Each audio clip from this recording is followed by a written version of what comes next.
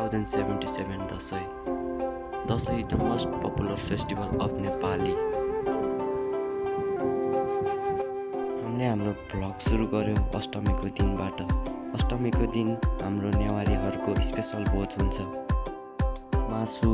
मासको बारा लगायत अरू विभिन्न प्रकारको खानेहरू परिवारसँगै बसेर खानेछौँ।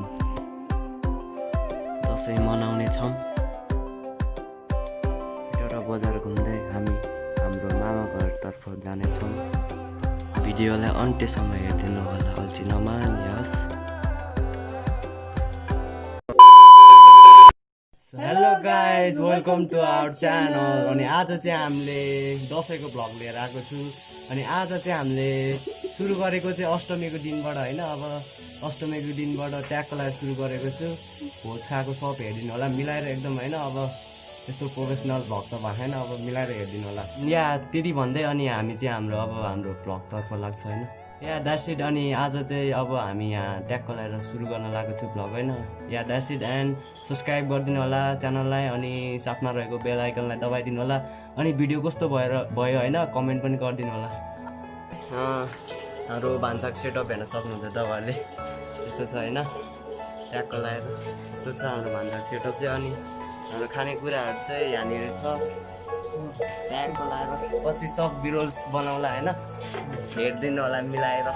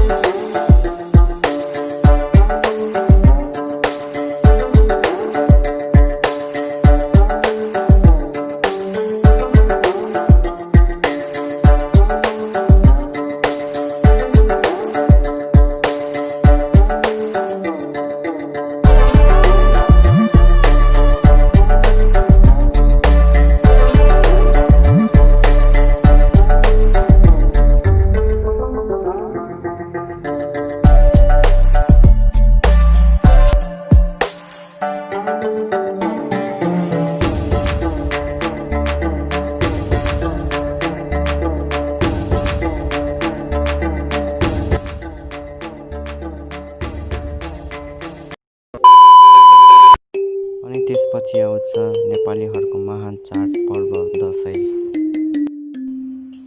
राइट गाइज, एन्ड इट्स 10:19 होइन, 10:19 गइसक्यो। अनि अब हामी चाहिँ टिका लाउनु लाग्यो। अब हाम्रो सुरु हुँदैछियो, सुरु पनि हुँदैछ होइन। अब या द्याट्स इट। अब हामी चाहिँ यहाँबाट मामा घर जान्छौँ। अनि त्यही अब यहाँको थोरै भिडियोहरू सुट गर्छौँ। अनि त्यहाँबाट टिका सिका लगाएर मामा घर जान्छौँ।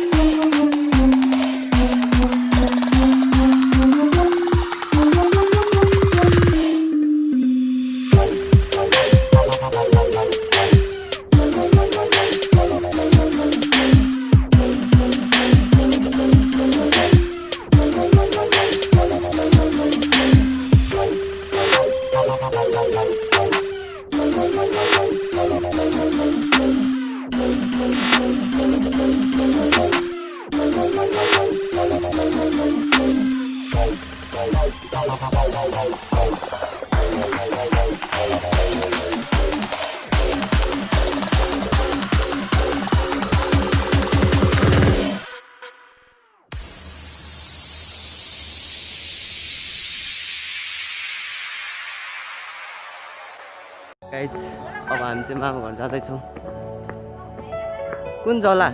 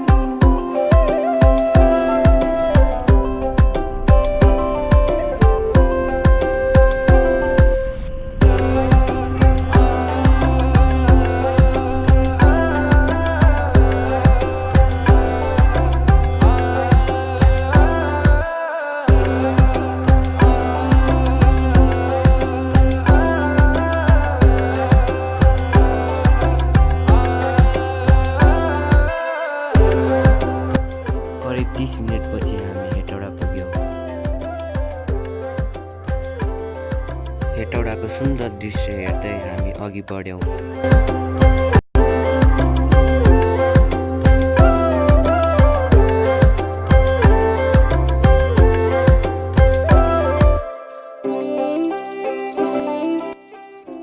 हेटौडाबाट करिब 15 मिनेटपछि हामी हाम्रो मामा घरमा पुग्यौँ।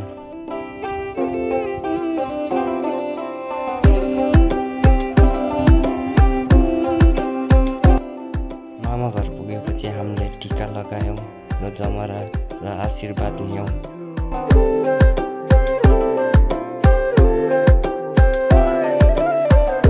हामीले टिका सिका लगाइसक्यो होइन, टिका सिका अनि मेरो जमरा समरा सब खसिसक्यो। अनि यहाँ हामी चाहिँ अहिले कौसीमा छौँ अनि अहिले चार्ज गर्न लागिसक्यो। 4:30 बजे 4:30 त्यस्तै भइसक्यो होला होइन। अनि यहाँ द्याट्स इट जे गर्नु भइरहेको छ होला ब्लग। अनि भोलितिर हामी अब फेरि घर जान्छौँ होइन। अनि चार एडिटिङ गरेर अनि अपलोड गरिहाल्नु पर्ला। That's it. सब्सक्राइब गर्नु भएको छैन भने सब्सक्राइब गर्नु होला, बेल आइकन पनि दबाइदिनु होला।